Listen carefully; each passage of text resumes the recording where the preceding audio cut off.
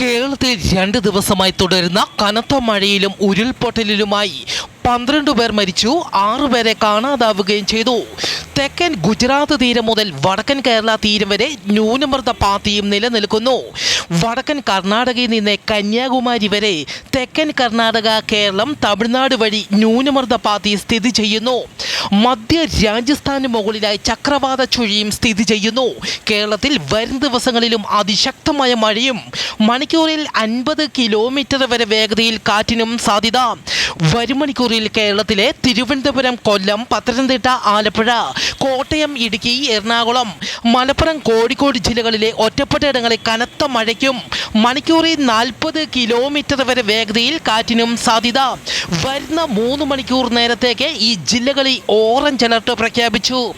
കേരള, കർണാടക, ലക്ഷദ്വീപ് തീരങ്ങളിൽ ഇന്നും നാളെയും മത്സ്യബന്ധനത്തിന് പോകരുതെന്നും അറിയിച്ചു. അതിതീവ്ര മഴ തുടരുന്ന സാഹചര്യത്തിൽ കേരളത്തിൽ നാളെ ആഗസ്റ്റ് 3-ാം തീയതി ഇടുക്കി, തൃശൂർ, കോഴിക്കോട്, വയനാട്, കോട്ടയം, കാസർഗോഡ്, മലപ്പുറം, എറണാകുളം ജില്ലകളിലെ വിദ്യാഭ്യാസ സ്ഥാപനങ്ങൾക്ക് അവധി പ്രഖ്യാപിച്ചു. പത്തനംതിട്ട ജില്ലയിൽ ഇന്ന് രാത്രി അതിതീവ്ര മഴയ്ക്ക് സാധ്യത. മിന്നൽ പ്രളയത്തിനും സാധ്യതയുള്ളതിനാൽ ജനങ്ങൾ ജാഗ്രത പാലിക്കണമെന്ന് അറിയിച്ചു.